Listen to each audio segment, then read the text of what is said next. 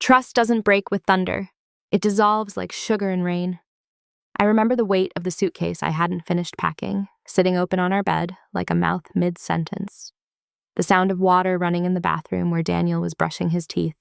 The smell of the lavender sachets I kept in the dresser drawer, released into the air every time I folded another shirt. It was a Thursday in October, and the radiator was making that clicking sound it always made when the heat first turned on for the season. Everything felt ordinary. Everything felt safe. My mother had fallen. Not badly, the doctors said, but enough that someone needed to be there. She lived 3 states away, in the house where I'd grown up, where the kitchen still smelled like the lemon oil she used on the cabinets, and the living room carpet still bore the faint stain from the time I'd spilled grape juice at age 7. I'd booked the flight that morning. Daniel had kissed my forehead and told me to take as long as I needed. "I'll be fine," he'd said, his hand warm against my shoulder blade. "I'm 34 years old. I think I can manage a week alone." That's when Chloe had texted. The message arrived while I was in the bathroom, trying to fit my toiletries into a bag that suddenly seemed too small for everything I needed. I heard my phone buzz against the nightstand, that particular double pulse that meant a text, not an email. When I came out, towel still in my hand, Daniel was reading over my shoulder before I'd even picked up the device. "Heard about your mom," the message read. "I can check on Daniel while you're gone if you want. Make sure he's eating actual meals and not just cereal. You know how he gets." I did know how he gets. When left alone, Daniel reverted to a college student's diet: cold pizza, protein bars, whatever could be consumed while standing at the counter. Chloe knew this too. Chloe had known Daniel almost as long as I had. We'd all met the same year, in that narrow window of your mid-20s when friendships still form quickly and completely, when you can meet someone at a party and 6 weeks later they know the password to your phone. "That's sweet," Daniel said, and his voice held nothing but simple gratitude. I texted back, "You don't have to do that." Her response came immediately. "I want to, seriously. I'll just pop by a couple times. Make sure the place hasn't burned down." I remember looking at Daniel, his hair still damp from the shower, his shoulder pressing against mine, as we both stared at the screen. I remember thinking how lucky I was, how good it felt to have people who cared, to have built this small, stable world where your best friend and your partner got along so well that her offering to help didn't feel strange at all. "Tell her thank you," Daniel said. I did. That night, he drove me to the airport. We barely spoke in the car, but it was the comfortable kind of quiet, the kind that comes after 6 years together. His hand rested on my knee at red lights. The radio played something soft and forgettable. When he pulled up to departures, he kissed me with the kind of casual certainty that belongs to people who assume they'll see each other again soon. "Call me when you land," he said. I promised I would. I didn't know then that this would be the last time I'd feel safe. My mother's house smelled like hospitals, trying not to smell like hospitals. That particular combination of antiseptic and floral air freshener that somehow makes everything worse. She was in good spirits, annoyed at herself more than anything, frustrated by the boot on her foot and the crutches that made navigating her own hallway feel like a military operation. I spent the first 2 days cleaning, cooking, organizing her medications into one of those plastic containers with compartments for each day of the week. Daniel called every evening. The conversations were brief and warm. He told me about work, about the meeting that ran late, about the Indian place on 5th Street he'd gone to for lunch. Normal things, boring things, the kind of details that make up a life. "Chloe came by yesterday," he mentioned on the 3rd night. I was sitting in my childhood bedroom, in the twin bed I'd slept in through high school, staring at the ceiling I used to know every crack of. "She brought lasagna, the good kind, from that Italian place." "That's nice," I said, and meant it. "She stayed for a bit. We watched some of that documentary you've been trying to get me to see." I smiled. Chloe had always been good at getting people to do things they'd been avoiding. It was one of the qualities I loved about her. That gentle insistence, that way of making you feel like you wanted to do something you'd previously thought you didn't. We said goodnight. He told me he loved me. I told him the same. I went to sleep thinking about how the next day I'd need to take my mother to her follow-up appointment, about how I'd need to remember to water her plants before I left, about whether I should stay the full week or if I could leave after 5 days. Small concerns, manageable problems. I didn't think about Daniel and Chloe at all. The photo appeared on a Saturday evening. I was scrolling through my phone while my mother dozed in her recliner, the television playing something neither of us was watching.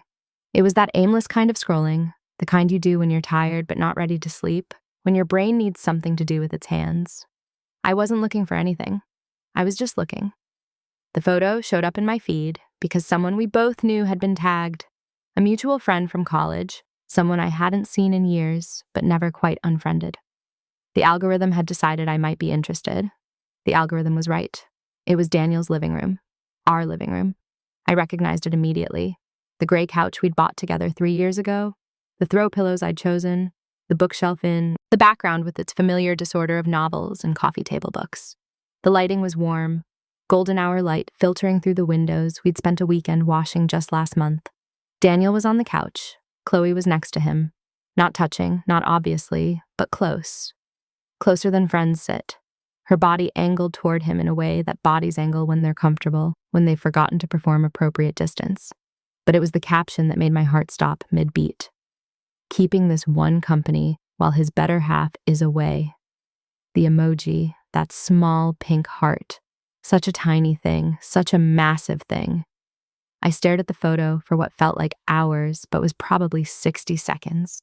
I zoomed in. I studied their faces, their positions, the space between their shoulders. I looked for evidence of innocence. I looked for proof of guilt. The photo gave me neither. It gave me only a moment, frozen in amber, 2 people on a couch in golden light, looking comfortable. My mother stirred in her chair. The television flickered. Outside, a dog barked 3 times, then stopped. I called Daniel. He answered on the second ring, his voice easy and unsuspecting. "Hey, babe, how's your mom?" "I saw a photo," I said. The pause that followed was half a second too long. Just half a second, but I heard it. The way you hear a floorboard creak in a house you thought was empty. "What photo?" "You and Chloe on the couch." "Oh." Another pause. "Yeah, she came by again today. We were just hanging out." Just hanging out. Such a casual phrase, such an insufficient phrase. "She posted it online," I said, with a heart emoji. "I didn't see that. I mean, I knew she took a picture, but I didn't know." He stopped, started again. "It's nothing. We were just watching a movie. She left like an hour ago." The details came too quickly. The explanations arrived too rehearsed. Or maybe I was imagining it. Maybe I was creating suspicion where none existed, seeing shadows in ordinary light. "Okay," I said. "Are you upset?" he asked. "No," I lied. "Just surprised." We talked for a few more minutes about nothing. My mother, the weather, his plans for tomorrow. When we hung up, my hand was shaking. I set the phone face down on the arm of the couch and stared at the wall. My mother woke up. "Everything all right, honey?" "Fine," I said. "Everything's fine. Some lies we tell others, some lies we tell ourselves. Sometimes it's hard to know which is which." I didn't sleep that night. I lay in my childhood bed and watched the shadows move across the ceiling as car headlights passed outside. I picked up my phone 17 times. I put it down 17 times. I went back to the photo. I studied it with the intensity of someone looking for codes in a foreign language. The way his arm rested along the back of the couch, was that casual or possessive? The way her shoulder tilted toward him, was that friendly or intimate? The smile on both their faces, was that innocent or knowing? By morning, I'd convinced myself I was overreacting. By noon, I'd convinced myself I wasn't. By evening, I was exhausted from the oscillation. I looked through Chloe's other recent posts. Nothing unusual. Pictures of her morning coffee, a sunset from her apartment window, a book she was reading. Normal things. But then I noticed. She'd been posting less lately. The frequency had dropped. Where she used to share something every day, now it was every few days. Every 3 days, every 4. I counted backward. The decrease had started about 2 weeks ago, right around the time she'd offered to check on Daniel. Or maybe it hadn't. Maybe I was seeing patterns that didn't exist, finding constellations in random stars. I called my mother's doctor. I asked about her recovery timeline.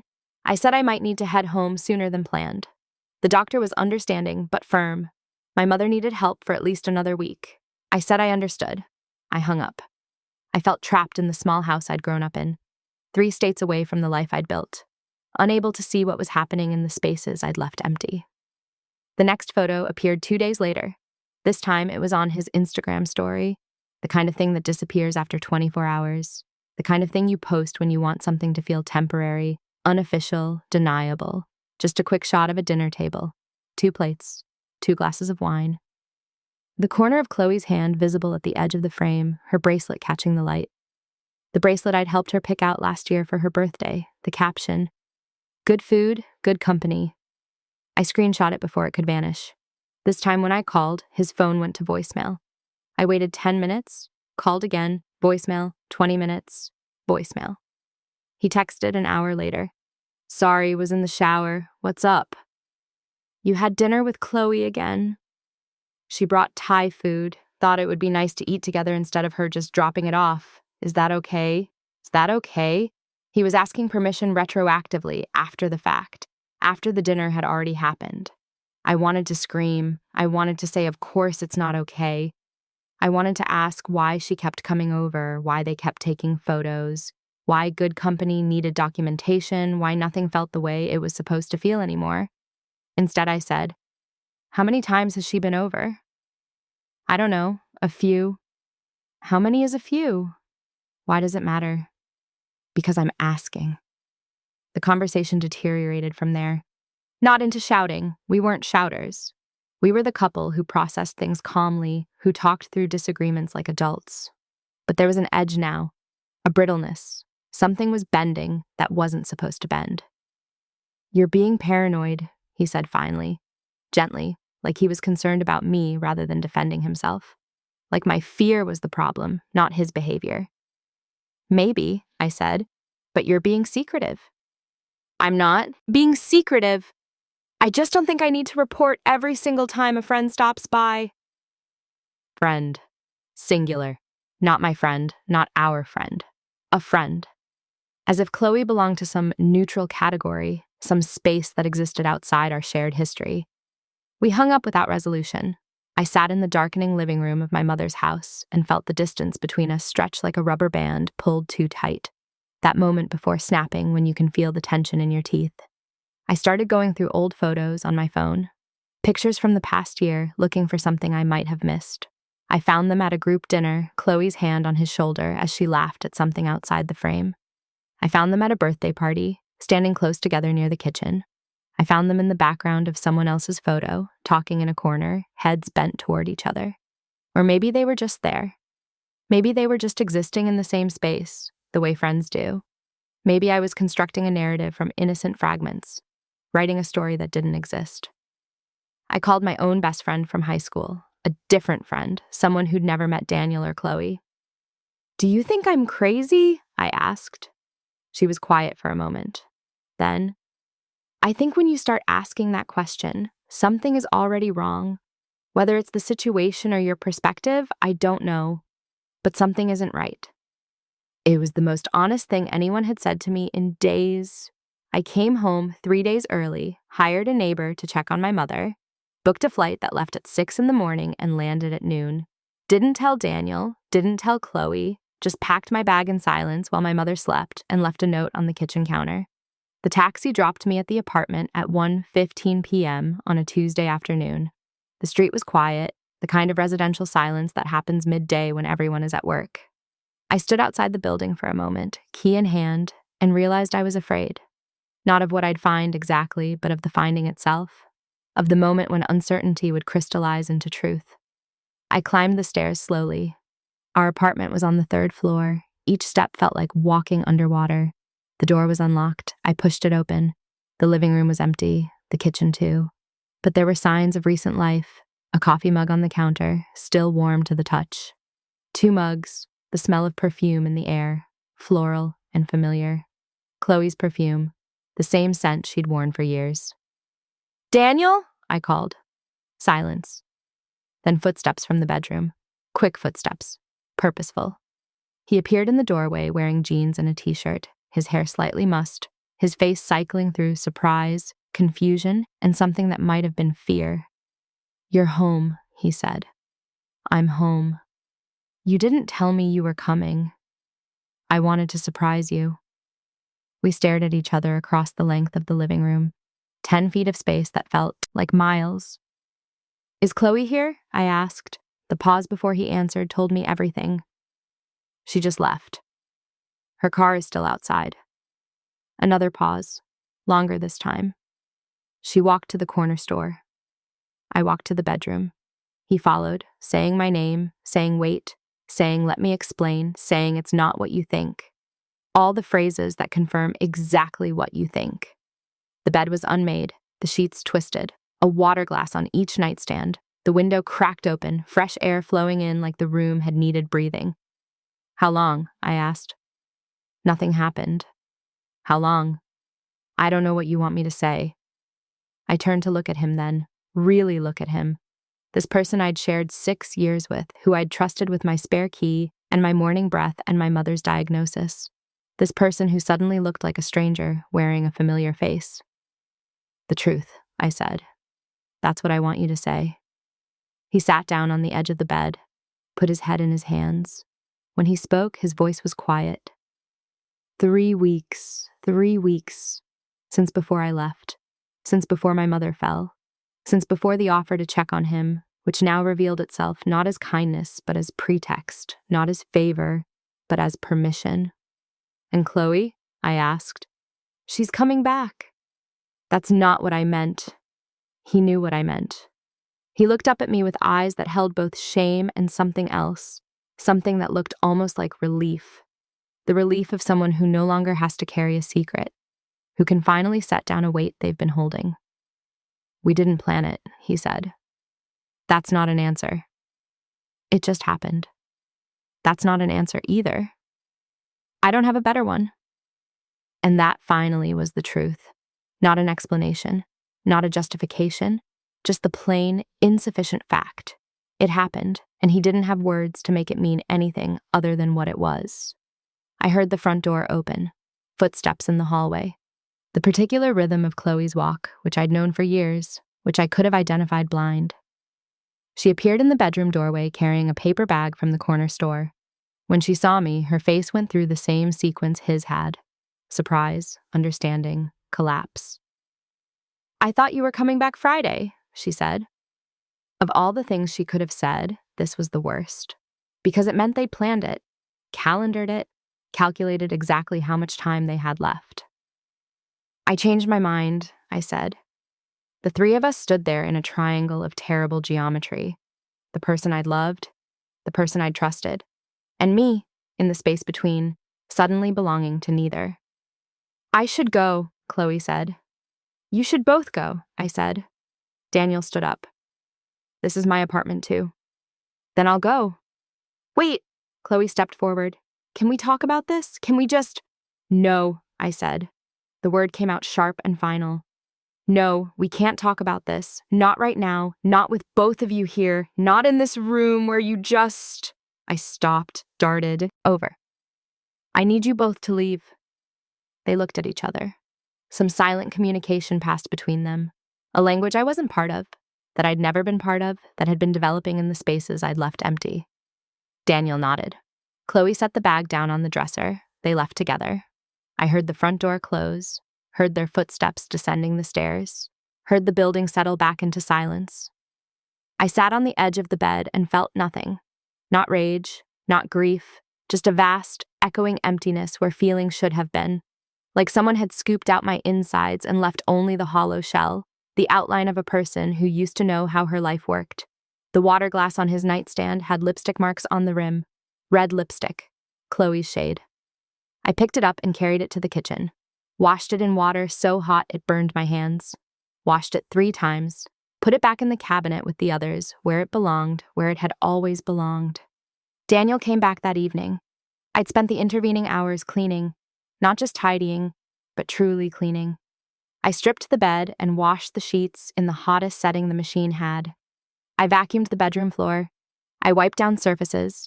I opened every window and let the autumn air flow through until the apartment smelled like outside instead of perfume and betrayal. He knocked on the door like a stranger. I almost laughed at that. 6 years together, and he was knocking. Can I come in? He asked. I opened the door wider. He entered carefully, like he was entering a space he might not be welcome in anymore. He was right to be careful. We sat at the kitchen table. The same table where we'd eaten 1,000 meals, where we'd paid bills together and planned vacations and had lazy Sunday breakfasts. It looked different now. Everything looked different now. "I'm sorry," he said. "Okay." "I don't know how it happened." "You said that already." "I mean, I don't understand it myself. We were just talking, and then we were talking more, and then he stopped. I didn't mean to hurt you." "But you did." "I know." We sat in silence. The refrigerator hummed. Outside, a car alarm went off and then stopped. The ordinary sounds of life continuing despite catastrophe. "Did you love her?" I asked. He thought about it. That was what hurt most, that he had to think about it. "I don't know," he said finally. "Maybe. Differently than I love you." "Loved," I said. Past tense. "Don't do that." "Don't do what? Use the right tense?" "It's over, Daniel." "It doesn't have to be." I looked at him then, really looked, at the face I'd kissed goodnight 1,000 times, the hands I'd held in movie theaters and airports and hospital waiting rooms, the person I'd built a life with, piece by careful piece. "How many times did she come over while I was gone?" I asked. "I don't remember." "Yes, you do." He closed his eyes. "Every day." "Every day?" 7 days. 7 times I'd called and he'd told me everything was fine. 7 times he'd hung up and gone back to her. 7 small lies that added up to one enormous betrayal. "Did it happen in our bed every time?" I asked. "Does it matter?" "It does to me." "Not every time." I stood up. "I want you to leave. This is my home. I don't care. I need you to not be here right now." "For how long?" "I don't know. A few days. Forever." "I don't know." He stood too, hesitated, reached out like he might touch my arm, and then thought better of it. The space between us had grown too vast to cross with a simple gesture. "What about Chloe?" he asked. "What about her?" "Are you going to talk to her?" I laughed. It came out sharp and bitter. "Do I need to? You've both made it pretty clear what your priorities are." "She didn't mean—" He stopped. "She cares about you." "Get out," I said. "Get out before I say something I can't take back." He left. The door closed behind him with a soft click that sounded like punctuation, the final mark at the end of a sentence that had run too long. I sat back down at the kitchen table and finally let myself feel it. The grief arrived in waves, crashing over me in the empty apartment. Not loud grief, not the kind that involves screaming or throwing things. Just quiet, relentless sadness that filled every corner of every room. Chloe texted the next morning. "I'm so sorry. Please call me. I need to explain." I deleted it without responding. She texted again that afternoon. "It wasn't supposed to happen. I never wanted to hurt you." I turned off my phone. She showed up at the apartment 2 days later. I heard her knock. 3 sharp raps that I recognized before I looked through the peephole.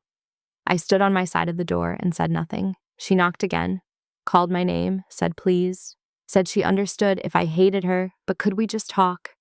I stayed silent until she left. The thing about betrayal is that it doesn't just damage the present. It reaches backward, rewriting every memory it touches. Every moment I'd shared with Chloe now appeared in a different light. The inside jokes, the late-night conversations, the way she'd always asked about Daniel, always wanted to know how we were doing. I thought she cared. Maybe she had. Maybe she'd cared too much. I went through our text history, months of messages, years of friendship documented in blue and gray bubbles. I looked for signs. I found them everywhere and nowhere. A message from 6 months ago. "How's Daniel?" A message from last year. "You two are so lucky to have each other." Innocent at the time, suspicious in retrospect. I thought about deleting her number, blocking her entirely, but I couldn't quite do it. Some part of me wasn't ready to make that final, irrevocable choice. Not yet. Daniel came by a week later to get more clothes. I'd boxed up most of his things by then, not out of anger, but out of necessity. I couldn't sleep in a bedroom full of his presents, couldn't walk past his shoes in the hallway or see his toothbrush by the sink without feeling the loss fresh and sharp.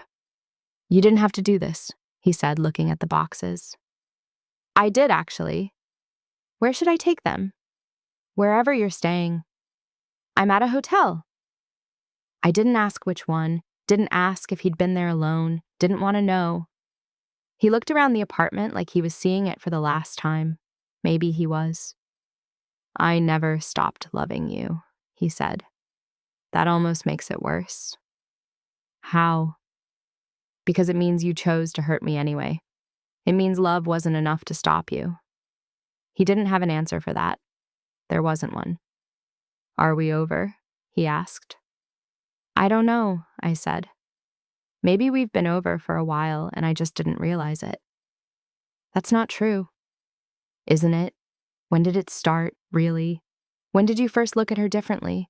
When did you first think about what it might be like? I didn't. Don't lie to me anymore, please. I can't take any more lies. He sat down on the couch, the same couch from the photo. I remained standing. Maybe 2 months ago, he said quietly. She came over to drop something off for you. You were working late. We had a glass of wine. We talked. It was... He struggled for the word. Easy, easy. Love shouldn't be easy, I thought. It should be work and compromise and choosing each other every day. But maybe that was the problem. Maybe what we'd built had become so much work that easy felt like revolution. And you decided that easy was better than what we had, I said. I didn't decide anything. It just happened. Things don't just happen. People make choices. You made a choice. You made it multiple times. Every day for 3 weeks, you chose her over me. That's not fair. None of this is fair. We sat in silence. The afternoon light slanted through the windows, cutting the room into segments of shadow and sun. Do you love her? I asked again. This time he didn't hesitate. I think I do, but I love you too. You can't have both. I know.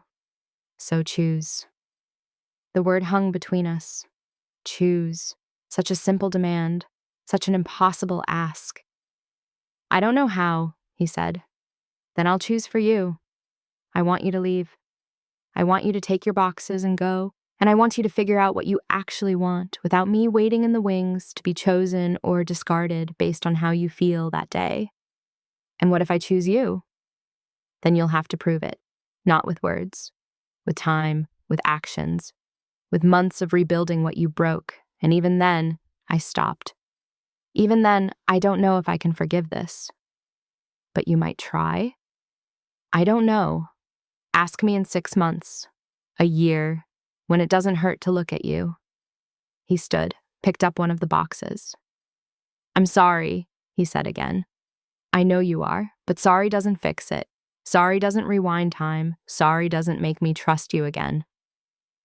He carried the boxes down to his car in 3 trips. I watched from the window. When he drove away, I felt the absence like a physical thing.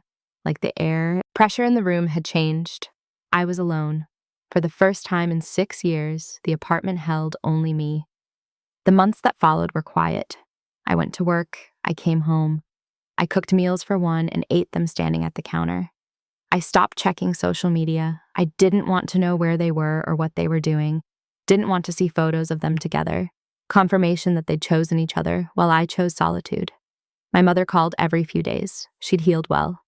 She asked about Daniel. I told her we were taking a break. She didn't press. Mothers know when to ask questions and when to offer silence. Friends reached out.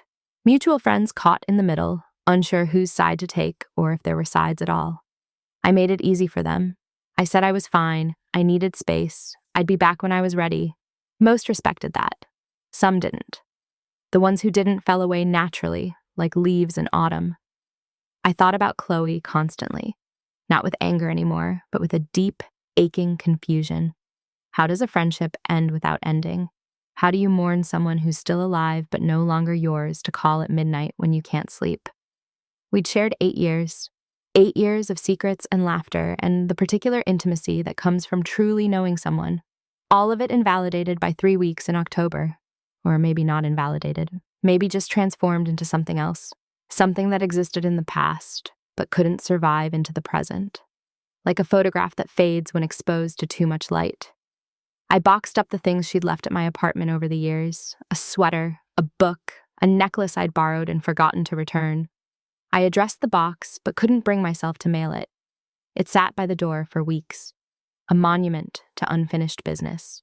Christmas came and went. Daniel texted on Christmas Eve. "Thinking of you. Hope you're okay." I didn't respond. New Year's arrived. I spent it alone with a book and a glass of wine, watching the clock tick past midnight while fireworks burst outside my window. The couple in the apartment above me celebrated loudly. I listened to their laughter through the ceiling and felt happy for them. Genuinely happy. It was a small revelation that I could want joy for strangers while still holding grief for myself. In February, I ran into Chloe at the grocery store. We saw each other from opposite ends of the produce section. For a moment, neither of us moved. Then she started walking toward me, slowly, like approaching a wild animal that might bolt. "Hi," she said when she reached me. She looked different, thinner, tired. Her hair was shorter, cut to her shoulders in a style I'd never seen her wear. "How are you?" she asked. "Fine. I've wanted to call." "I know." We stood there, surrounded by apples and lettuce, two people who used to finish each other's sentences now struggling to complete their own. "Are you—" She stopped, started over. "Are you and Daniel—" "No," I said. "We're not anything." She nodded, looked down at her hands. "I'm not seeing him either, in case you were wondering." I wasn't. It fell apart after you left. Without you there was nothing holding it together. Does that make sense? It did. Horribly, it did. Their relationship had been built on stolen moments and secret smiles, on the thrill of what they shouldn't be doing. Remove the forbidden element and what was left? Two people who destroyed something precious for something temporary. "I miss you," she said. "I miss you too." "Can we—" She stopped. "Is there any way we can try to fix this?" I thought about it, really thought about it. Stood there in the produce section of a grocery store and considered whether some betrayals could be forgiven, some friendships rebuilt. "I don't know," I said finally. "Maybe eventually, but not now. I'm not ready." "When?" "I can't answer that." "Can I call you?" "Not yet." "Can I write?" "If you need to." She nodded. Her eyes were wet, but she didn't cry. "I'm sorry doesn't cover it." "No, it doesn't. But I am. Sorry, I mean. Every day I'm sorry." "I know." We stood there a moment longer. Then she reached out and touched my arm, just briefly, just enough to communicate what words couldn't. Then she walked away, her cart squeaking slightly on the polished floor. I finished my shopping in a daze. At home, I found myself crying for the first time in months. Not violent crying, not angry crying, just tears that came quietly and insisted on being felt. Spring arrived slowly. The trees outside my window began to bud. I opened the windows and let fresh air replace the stale winter cold. I cleaned out my closet. I painted the bedroom a different color. I bought new sheets. Daniel called in March. His number still appeared in my phone with his name and the heart emoji I'd put there years ago. I'd never changed it. Maybe I'd been waiting for this call. Maybe I'd known it would come eventually. "I've been going to therapy," he said after we exchanged hellos. "That's good." "It's helping. I'm understanding things I didn't before, about myself, about what I did." "I'm glad." "My therapist asked if you'd be willing to do a session with me, with us, to talk." I thought about it. "Why?" "Because I need to say things to you that I couldn't say before, because I need you to understand that what I did wasn't about you. It was about me and my own failings." "I already know that, but I need to say it. I need you to hear it from me with someone there to help me say it right." "And what do you hope happens after that?" "I don't know. Maybe nothing. Maybe you'll still hate me. Maybe we'll never speak again. But at least I'll have tried to give you the truth you deserve." I agreed. Not because I wanted to reconcile, not because I thought we had a future, but because I needed to close this chapter properly with words instead of silence. The session took place in a quiet office in a neighborhood I had never visited. The therapist was a woman in her 50s with kind eyes and a calm presence. She explained the process. Daniel would speak. I could respond. She would facilitate if things got difficult. Daniel talked for 40 minutes. He talked about his fear of commitment, about how the relationship had started to feel less like choice and more like obligation. He talked about how Chloe had represented something new and exciting, how the secrecy had made him feel alive in a way he'd forgotten was possible. He talked about how he'd justified it to himself as something temporary, something he'd end before I found out. He talked about how wrong he'd been. I listened without interrupting. When he finished, the therapist looked at me and asked if I wanted to respond.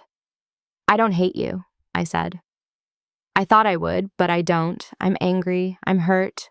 But mostly I'm just sad that you didn't tell me you were unhappy, that you didn't give me the chance to fix things before you broke them." "I didn't know I was unhappy," he said. "Not consciously." "Then you weren't paying attention." I know that now." "And Chloe?" "She was a symptom, not the cause. The cause was me. My failure to communicate. My cowardice." "What do you want from me?" I asked. "Permission to forgive myself someday. And maybe, if I'm lucky, your forgiveness too." I looked at him. This person I'd loved, this person who'd hurt me, this person who was human and flawed and trying, however imperfectly, to be better. "I can't give you my forgiveness yet," I said. "But I can give you permission to move forward, to build a life that makes you happy, to learn from this, and be better for whoever you love next." "And what about you? Will you be okay?" "Eventually. Not today. Not next month, but eventually." We talked for another 20 minutes, made peace with the fact that peace wouldn't come quickly, agreed that we'd move forward separately, that there was no going back to what we'd been. When the session ended, we stood in the parking lot in afternoon sunlight. He looked like he wanted to hug me. I stepped back before he could try. "Goodbye, Daniel," I said. "Is this really goodbye?" "I think it has to be." He nodded, got in his car, drove away. I stood in the parking lot and felt lighter. Not healed, but lighter. I wrote to Chloe that night. A long email that I wrote and rewrote 6 times before sending. I told her I wasn't ready to be friends again. Maybe I never would be. But I wanted her to know that I was working toward forgiveness, not for her sake, but for mine. That carrying anger was exhausting, and I was tired of being exhausted. She wrote back immediately, thanked me, told me she was working on herself too. Said she hoped someday we could talk again. Really talk, the way we used to. I didn't respond. I didn't need to. The email had said everything I needed to say. Now it's autumn again. A year has passed since my mother fell, since I flew home, since I came back early and found my life rearranged in my absence. The leaves are turning the same colors they turned last year. The radiator is making the same clicking sound. But I'm different. I live alone now, and I've grown to like it. The quiet feels like freedom instead of loneliness. I've started painting, something I used to do in college and abandoned somewhere along the way. My small studio apartment is full of canvases, some finished, most not. They're imperfect and honest, and mine. I think about Daniel sometimes, wonder where he is, what he's doing, if he's happy. I hope he is, genuinely hope he is. Forgiving him would be easier if I believed the pain had purpose, if it taught him something essential about himself. I think about Chloe more often. The loss of her friendship cut deeper than the loss of the relationship. Romantic love, I've learned, can be replaced, but the specific intimacy of a best friend, someone who knows your entire history, who's witnessed your becoming, that's singular, that's irreplaceable. Maybe someday I'll call her. Maybe we'll meet for coffee and find a way forward that looks nothing like backward. Maybe we won't. Maybe some fractures are too deep to fully mend, and the best we can do is acknowledge they exist and build around them. I've started dating again. Nothing serious. Just coffee with strangers who become slightly less strange over time. It's terrifying and exciting and nothing like what I had before, which is good. I don't want what I had before. I want something built on clearer foundations, something where trust doesn't have to compete with convenience or comfort with courage. I kept the apartment, repainted the bedroom, bought a new couch, made the space mine in a way it never fully was when we shared it. There's something powerful in that, in taking the site of your greatest hurt and transforming it into a place that feels safe again. My mother asks if I'm lonely. I tell her the truth, sometimes, but less than I expected. Loneliness, I've discovered, isn't the absence of people. It's the absence of understanding. and I understand myself now in a way I didn't before. I know my boundaries. I know my worth. I know that I can survive the unsurvivable and come out intact, if not unchanged. Last week, I mailed the box of Chloe's things. No note inside, just her belongings returned. She texted, "Received, thank you." I wrote back, "You're welcome." It wasn't reconciliation, but it was something. A small bridge extended across impossible distance. Maybe we'll meet in the middle someday, maybe we won't. Both outcomes feel bearable now. Trust doesn't break with thunder. It dissolves like sugar in rain, leaving only the memory of sweetness and the reality of water. I used to think betrayal was a single moment, a choice, a kiss, a lie revealed. But I understand now that it's a process, a series of small decisions that compound over time until the distance becomes too vast to cross back over. Daniel made those decisions. Chloe made them too. But so did I. I decided to ignore small signs. I decided to trust blindly instead of questioning openly. I decided that comfort was the same as happiness, that routine was the same as intimacy. I don't blame myself for what happened, but I take responsibility for what I ignored. That's different. That's necessary. Forgiveness is arriving slowly, dressed as exhaustion. I'm tired of holding anger, tired of replaying conversations in my head, rewriting endings that can't be changed, tired of what ifs and if onlys and the particular torture of imagining different choices leading to different outcomes. The truth is simpler than I wanted it to be. People hurt each other. People we love, people who love us back. Not because they're evil, but because they're human. Because they're scared or lonely or confused. Because sometimes the heart wants what it wants and doesn't consult the mind first. I'm learning to hold two truths simultaneously. They hurt me deeply and they're not monsters. The betrayal was real and so was the love that came before it. Both can exist. Both do exist. The past wasn't invalidated by the ending. It's just over, and I'm still here. Changed, yes. Wiser, hopefully. But still here, still breathing, still capable of trust, even though trust has failed me. That feels like victory. Small, quiet, insufficient, but victory nonetheless. There's no neat ending to this story. No moment of catharsis where everything suddenly makes sense. Just the slow accumulation of better days. Just the gradual transformation of pain into understanding, anger into acceptance, loss into the strange, unexpected gift of finding yourself again after believing you were lost for good. I'm okay. Not every day, not every hour, but more often than not, I'm okay. And that's enough. That has to be enough.